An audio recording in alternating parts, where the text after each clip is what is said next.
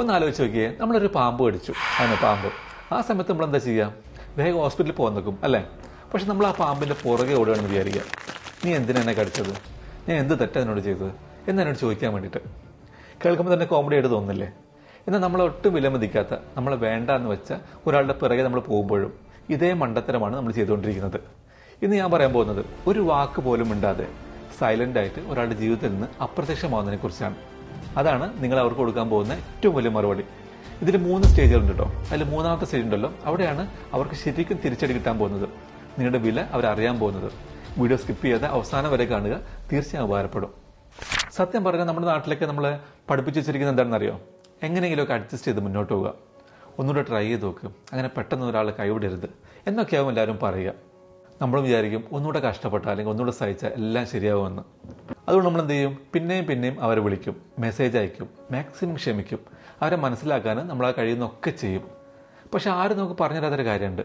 നമ്മുടെ വാല്യൂ എന്താണെന്ന് ഒരാൾക്ക് ഇടയ്ക്കിടെ ഓർമ്മിപ്പിച്ച് കൊടുക്കേണ്ടി വരുന്നുണ്ടെങ്കിൽ അവിടെ നമ്മളെ തന്നെയാണ് തോൽപ്പിച്ചു കൊണ്ടിരിക്കുന്നത്. ഒടുവിലൊരു ദിവസം നിങ്ങൾ തളർന്നു പോകും. അത് ദേഷ്യം കൊണ്ടല്ല, മടുപ്പ് കൊണ്ടാണ്. ആ ഒരു മടുപ്പ് വന്നു കഴിഞ്ഞാൽ പിന്നെ തിരിച്ചു പോക്കില്ല. പിന്നെയാണ് ആ മാറ്റം തുടങ്ങുന്നത്, ദ ഷിഫ്റ്റ്. അനാവശ്യമായി മെസ്സേജ് അയക്കുന്നത് നമ്മൾ നിർത്തും. വാട്സപ്പ് സ്റ്റാറ്റസ് ഇട്ടിട്ട് അവർ നോക്കിയോ എന്ന് ഇടയ്ക്കിടെ ചെക്ക് ചെയ്യുന്ന ആ ഒരു ശീലം ഉണ്ടല്ലോ, അത് നമ്മൾ അവസാനിപ്പിക്കും. ഇൻസ്റ്റാഗ്രാം സ്റ്റോറി ഇട്ടിട്ട് അവർ കണ്ടോന്ന് തരാൻ വേണ്ടി വെറുതെ പേജ് റിഫ്രഷ് ചെയ്ത് സമയം കളയുന്നത് നമ്മൾ നിർത്തും. നമ്മൾ എന്താണെന്ന് അവരോട് പറഞ്ഞ് മനസ്സിലാക്കും പോലും പിന്നെ നമ്മൾ നിൽക്കില്ല. അവിടെയാണ് ശരിക്കും മാറ്റം വരുന്നത്. നമ്മുടെ ആ ഒരു എനർജി മൊത്തത്തിൽ മാറും. അത് നമ്മൾ അവരെ പോയി ചീത്ത വിളിച്ചുകൊണ്ടോ അല്ലെങ്കിൽ ബ്ലോക്ക് ചെയ്തുകൊണ്ടോ ഒന്നുമല്ല, പകരം നമ്മൾ അവിടെ നിന്ന് അങ്ങോട്ട് വലിഞ്ഞു. സത്യം പറഞ്ഞാൽ ഒരാളുടെ ജീവിതത്തിൽ നമ്മുടെ പ്രസൻസ് എന്ന് പറയുന്നത് വലിയൊരു പവർ തന്നെയാണ്. അത് നമ്മളങ്ങ് കട്ട് ചെയ്തു, അത്ര തന്നെ. നമ്മൾ ആദ്യം പറഞ്ഞ ആ പാമ്പിൻ്റെ കാര്യത്തിലേക്ക് തന്നെ തിരിച്ചു വരാം. ഒരാളെ നമ്മൾ വേദനിപ്പിച്ചു കഴിഞ്ഞാൽ നമ്മൾ ആദ്യം ചെയ്യുന്നത് ആ മുറിവ് ഉണക്കാനല്ല, പകരം ആ ആളെ പുറകെ ഓടുകയാണ്. നീ എന്തിനാ എന്നെ എങ്ങനെ ചെയ്തത്? ഞാൻ എന്ത് തെറ്റാ എന്നോട് ചെയ്തത്? എനിക്കിതിലും നല്ല ട്രീറ്റ്മെൻറ്റിന് അർഹതയില്ലേ എന്നൊക്കെ ചോദിച്ചുകൊണ്ട് നമ്മൾ അവരുടെ പുറകെ പോകും. പക്ഷെ ഒന്ന് ആലോചിച്ച് നോക്കിയേ, ആ പാമ്പിൻ്റെ പുറകെ നമ്മൾ എത്രത്തോളം ഓടുന്നുവോ അത്രത്തോളം വേഗത്തിൽ ആ വിഷം നമ്മുടെ ശരീരത്തിൽ പടരും അല്ലേ? സമാധാനം കിട്ടാൻ വേണ്ടി അവരോട് തർക്കിച്ചിട്ടോ അവരോട് ചോദിച്ചിട്ടോ പറഞ്ഞിട്ടോ ഒന്നും ഒരു കാര്യമില്ല. പകരം എല്ലാം നമ്മുടെ കൺട്രോളിൽ നിർത്തിയാണ് വേണ്ടത്. ആദ്യം സ്വന്തം മുറി ഉണക്കാൻ നോക്കുക, ചോദ്യങ്ങളൊക്കെ പിന്നെയാകും. അല്ലെങ്കിൽ വേണ്ട, ചിലപ്പോൾ ഒരു ചോദ്യത്തിൻ്റെ പോലും ആവശ്യം ഉണ്ടാവില്ല. കാരണം നമ്മളെ കടിക്കാൻ പോകുന്ന അല്ലെങ്കിൽ കടിക്കാൻ വരുന്ന എല്ലാ പാമ്പിൻ്റെയും പുറകെ ഓടാന്നാൽ അതിനെ നേരം കാണും. നമ്മുടെ എനർജി വെറുതെ എന്തിനാ ഇങ്ങനെയുള്ളവർക്ക് വേണ്ടി കളയുന്നത്? സത്യത്തിൽ ഇതിന് പിന്നിലൊരു സൈക്കോളജി എന്താണെന്നറിയോ? നമ്മൾ പലപ്പോഴും ശ്രദ്ധിക്കാറില്ല. മനുഷ്യരുടെ സ്വഭാവം വെച്ചിട്ട് അവർക്ക് കിട്ടിക്കൊണ്ടിരിക്കുന്ന സ്നേഹവും അറ്റൻഷനും ഒക്കെ പെട്ടെന്നൊരു ശീലമായിട്ട് മാറും. നിങ്ങളെപ്പോഴും അവർക്ക് മെസ്സേജ് അയക്കുന്നു, അവർ വിളിക്കുന്നു, എന്തിനു കൂടേണ്ടെന്നൊരു ഫീൽ അവർക്ക് കൊടുക്കുന്നു. ഇതൊക്കെ അവരുടെ ലൈഫിലെ ഒരു ഡെയിലി റൂട്ടീൻ പോലെയായി മാറും. പക്ഷേ നിങ്ങളിത് പെട്ടെന്ന് അങ്ങോട്ട് നിർത്തിയാലോ? അവരുടെ മൈൻഡ് ആകെ ഒന്ന് കൺഫ്യൂസ്ഡ് ആകും. ആദ്യത്തെ കുറച്ച് നേരം അവർ ഇതൊന്നും ശ്രദ്ധിക്കില്ല. പിന്നെ അവർ മെല്ലെ ആലോചിച്ച് തുടങ്ങും, ഇതെന്താ ഇവന് അല്ലെങ്കിൽ ഇവൾക്ക് പറ്റിയത് എന്ന്. അത് കഴിഞ്ഞ സംഗതി അവർക്ക് ശരിക്കും ഫീൽ ചെയ്യാൻ തുടങ്ങും. വാക്കുകൾ കൊണ്ട് പറയാൻ പറ്റാത്ത പല കാര്യങ്ങളും നമ്മുടെ ഈ ഒരു സൈലൻസ് അവരുടെ ഈഗോയോട് പറഞ്ഞു കൊടുക്കും.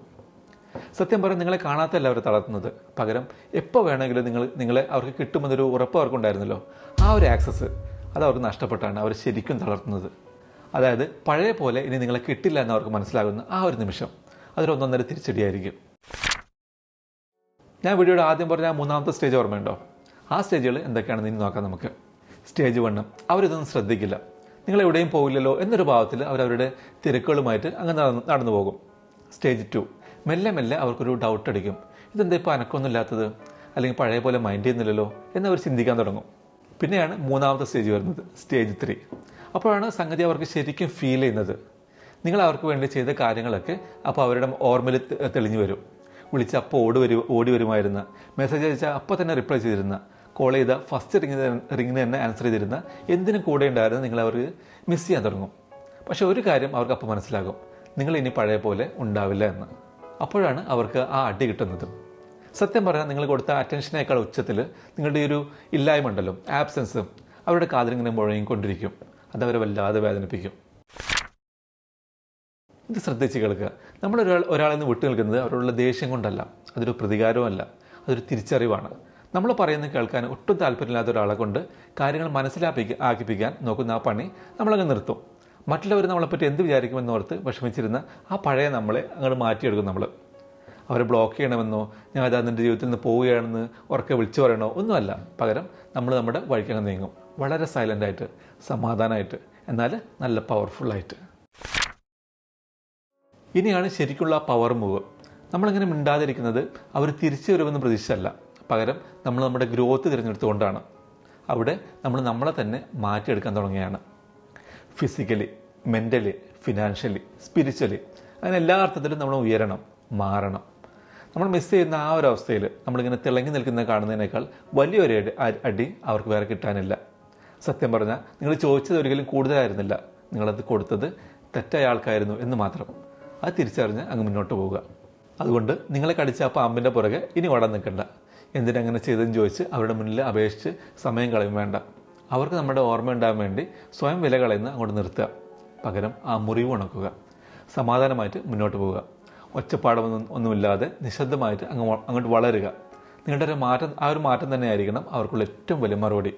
അവസാനം അവർക്ക് നിങ്ങളുടെ വാല്യൂ മനസ്സിലാവുന്ന ഒരു ദിവസം വരും. അന്ന് തിരിഞ്ഞു പോലും നോക്കരുത്.